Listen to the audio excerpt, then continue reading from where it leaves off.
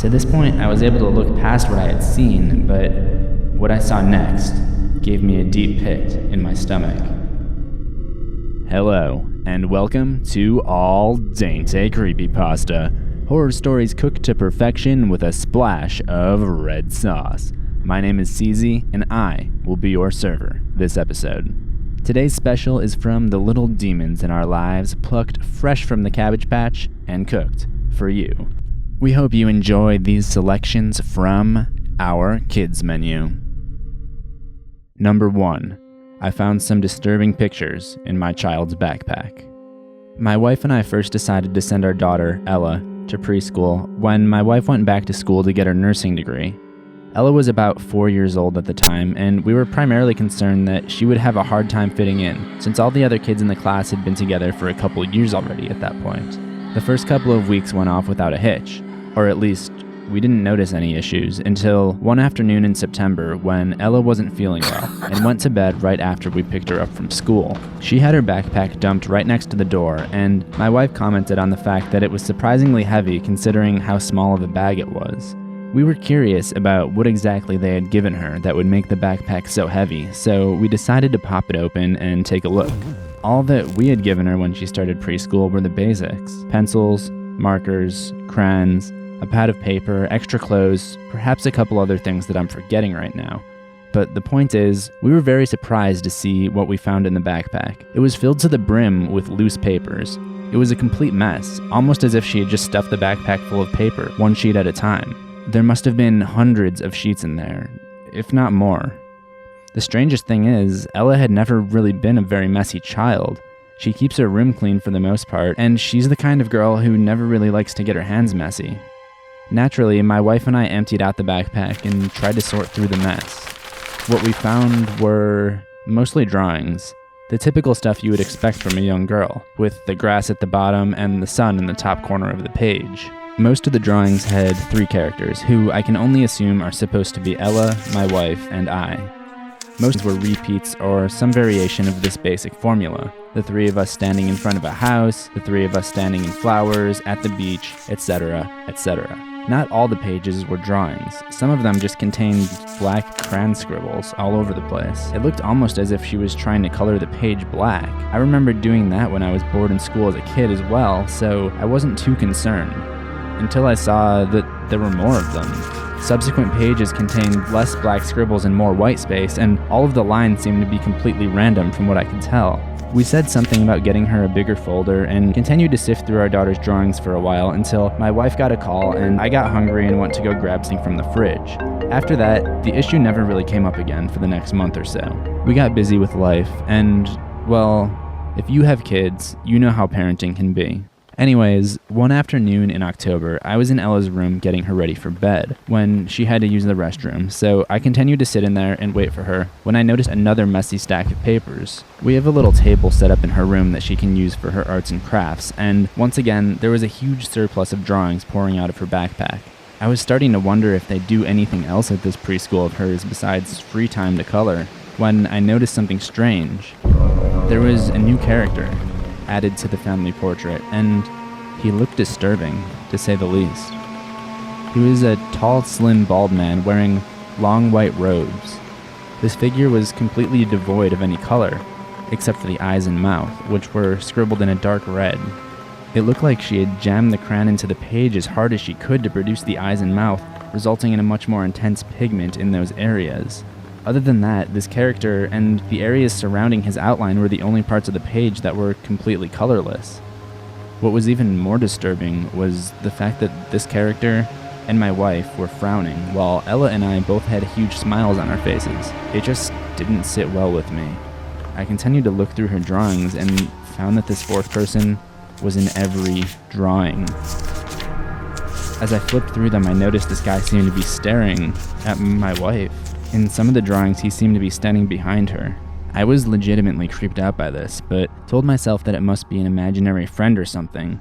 I continued to flip through the pages and ended up coming across more of those black scribbles, but these ones were what I can really only describe as more violent, more intense. It was the same thing where it looked like she had mashed the crayon into the page. To this point, I was able to look past what I had seen, but what I saw next gave me a deep pit in my stomach. She had drawn pictures of my wife laying at the bottom of the ocean. Her eyes were scribbled out in black crayon, and she was wearing a huge frown. To my own dismay, this wasn't the only drawing like this. She had drawn the same picture over and over and over. My jaw hung agape as I tried to comprehend what I was looking at when I realized that my wife was in the bath right now. Ella had probably gone into that same bathroom. Before I could react, I heard a cold voice from behind. What are you doing? I turned to see Ella standing at the door. I tried asking her about the pictures, but she just refused to talk about it and climbed into bed. This wasn't just a case of kids will be kids. She had a most serious tone about her. Thankfully, my wife didn't mention that anything had happened while they were in the bathroom, but we were unable to get Ella to respond to any of our questions about the pictures. Now, we're considering seeking professional help.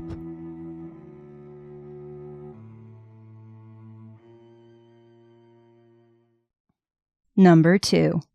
Play with me. Are you awake? Why are you hiding? I don't mean you any harm. I know it's late, but I want to play. You haven't picked me up for nearly a month. I want to have tea with you again. I promise not to spill. I didn't know it was hot, and I'm sorry it ruined your favorite shirt. I'm happy to have tea and eat biscuits with you today. Your eyes are beautiful with that dress. I wish I had such lovely eyes. Don't turn away from me. Why are you ignoring me? Is it because you don't love me like your other dolls? No, don't put me away. I didn't mean anything by it. Please love me. I'm not as pretty as your other dolls, but I want affection too. Don't leave me here. Do my cries and scratches in the night scare you? If you take me out one more time, we can play a game. It'll be easy, I promise. Please don't fret. I only want to play with you. We can be best friends forever. I'll never leave you. I thought you were lonely. Isn't that why you have so many dolls? You hugged me and loved me. Now why do you hate me? We had lots of fun together. Is my hair too knotted? Or my dress too dirty? I know it's late, but will you play with me? One last time? I hate seeing you cry. We can play hide and seek. You hide and I'll seek. If you win, you can do whatever you want with me, and I promise to behave. If I win, then you have to play with me when I want to play. I'm glad you're letting me out to play this time. I promise not to disappoint. Don't worry, I won't peek. Not one bit. Be quick though. 1, 2, 3, 6, 10. Ready or not, I'm coming for you. Where are you? Are you in the closet? I thought I heard a door close. No? Okay. Perhaps you went downstairs. I can't wait to find you. Did you go all the way to the basement? Careful. You know you're not supposed to play down here. Oh, you chose the dollhouse? The one that was made for us to play in together? I'm happy that you thought of me. Now we can be together forever. Don't worry. No one will find us here. I made sure of that. The door is locked and now it can be us. What's that? You're hungry? We can have another tea party. What do you mean, no? I don't know how long it's been. So why do you keep asking me? You know they can't hear you, so why waste your voice? Wake up! I want you move! Wake up! It's time to play! Why are you so cold? Do you need a blanket? I can find one. Answer me! Why are you ignoring me again? It's been a long time since you moved. Smells like something's rotting. Why did you have to die? Dark and cold. But I won't leave you. I never will. Number 3. Jason. Jason. This is a story that took place 6 months ago, when my first son Elliot had just turned 5 years old. Jason was first introduced into our lives when we decided to hold off sending Elliot to kindergarten. Since his birthday was so close to the cutoff, we decided it would be best for him to go start school as one of the older kids in class as opposed to the youngest. So when he started talking to Jason, we felt we had made the right decision. Jason is Elliot's imaginary friend. I can't imagine how the other kindergartners would have reacted to the idea of an imaginary friend, so it seemed like starting a bit later would give him time to go through this phase and be ready for school next fall. The first time I can remember hearing about Jason was one evening just as we were finishing up dinner. Elliot had requested to take some food up to his room to give to Jason. Juliana inquisitively asked him who Jason was, to which he replied, "My friend who lives in the closet upstairs." Juliana granted him permission to take the rest of his food up as long as he promised to come clean the dish before he went off to bed. I shot her a look, but she, being the free-willed spirit that she is, ignored me until Elliot had run up the steps. I don't think it was a good idea to encourage that kind of behavior, but she assured me that having an imaginary friend was totally normal, and that it would be a good idea to humor him until he was ready to grow out of it on his own. Hesitantly, I agreed, and eventually I would talk to Elliot about Jason on a day-to-day basis. Eventually, I learned how to use Jason to my advantage. For example, when Elliot didn't want to get in the car to go to the dentist, I would tell him that Jason said he wanted to go to the dentist and that Elliot should come. At times, Elliot would hardly mention Jason at all. Other times, it seemed that Jason was all he wanted to talk about. One time, we caught him taking snacks from the kitchen and he claimed that they were for Jason.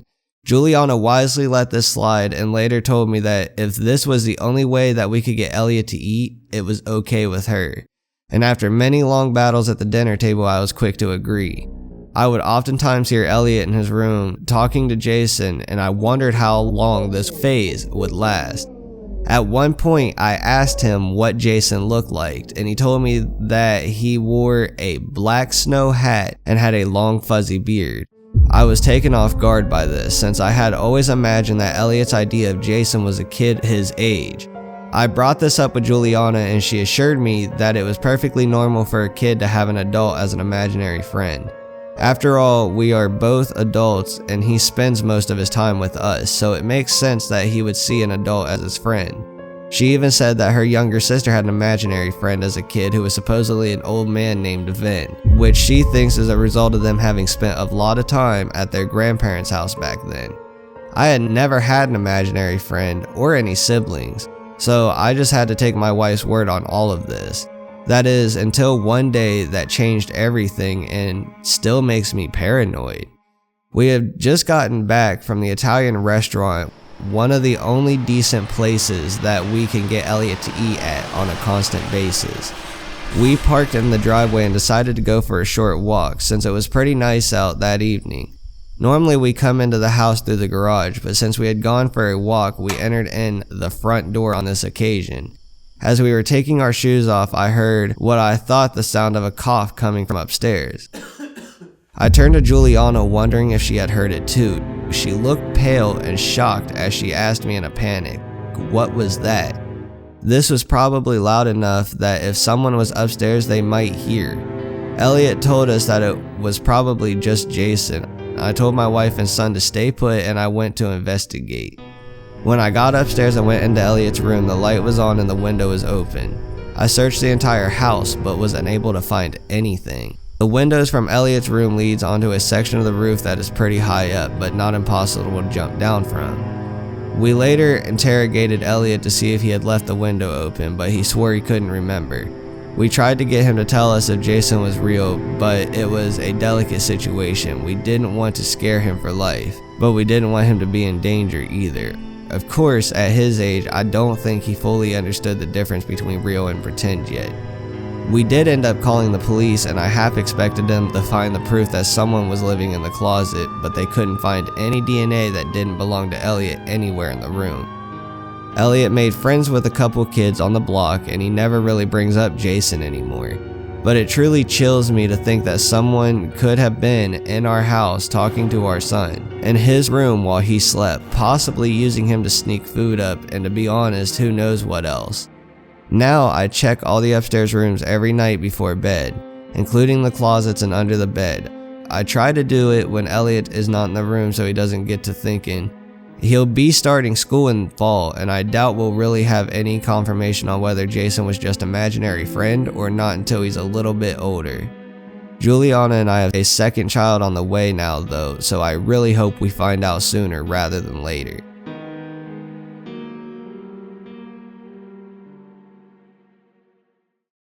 Thanks for listening to All Dente Creepypasta.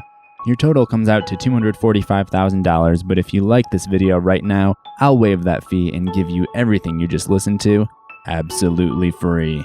Big thank you to Andaull for doing this collab with me. He's the one who narrated Jason, and you can go to subscribe to his channel for some incredible cartoon creepypastas. Be sure to check out the collab we did together on his channel as well, and remember to subscribe to CZsWorld for new horrors every week. Ring that death bell for notifications, and I'll see you in the next one. Assuming we both survive. Peace out.